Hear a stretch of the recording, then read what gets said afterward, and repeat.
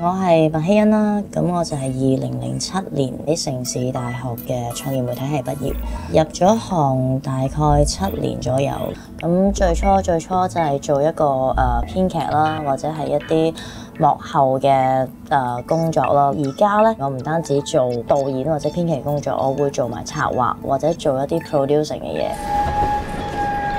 喺電影嘅世界或者電影工作裏邊，其實揾到好大嘅滿足感。大家唔單止係喜歡呢個工作，而係大家會相信透過電影可以表達到一啲嘢，係影響到個城市或者影響到個社會嘅。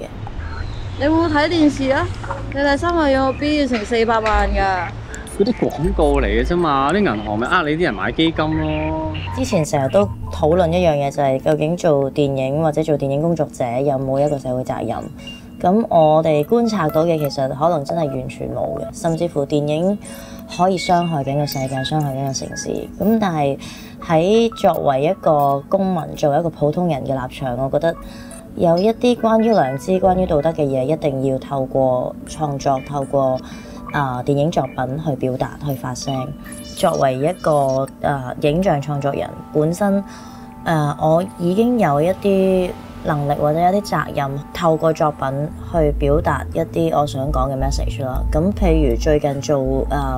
SPCA 嘅一個反對抽乙紅膽汁同埋反對紅膽葉嘅一個電影作品咯。咁呢一件事本身就已經係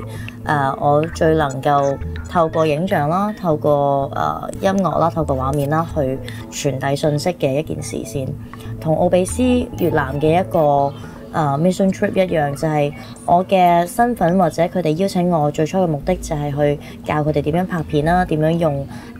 一啲好簡單嘅剪接去做到一個紀錄片，去記錄佢哋嘅成個探訪眼科醫院嘅過程，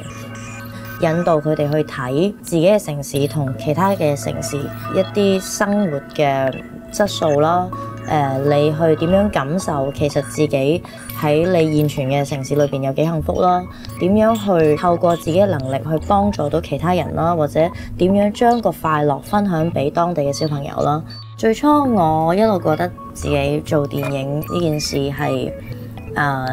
我以為已經足夠咯，而我哋自己身邊嘅一啲媒體都不停咁轉變嘅時候，我覺得唔單止用一個身份去發聲，咁我會可以寫一篇文章去感動人，我可以去發一個 Facebook 嘅 post 去呼籲一啲嘢，我可以去 form up 一間公司，然後去聚集一啲音樂人啦、一啲藝人啦、一啲表演者啦，佢哋可以為呢一啲我哋心目中好堅持嘅理念，但係喺其他人眼中覺得好愚蠢、好愚昧嘅事，去堅持同埋奮鬥。點解叫 Dumb Youth？ 就係因為 Being Dumb 就係一個好龐大地去 make dream 嘅途徑咯。嚟緊希望做嘅就係唔單止自己嘅作品或者自己as導演身份可以去透過電影作品發聲啦，而係希望可以我哋嘅演員啦，我哋嘅音樂啦，我哋嘅所有電影參與嘅工作者，佢哋透過佢哋自己嘅崗位，可以表達到一啲同個社會有關或者回應緊個社會嘅嘢。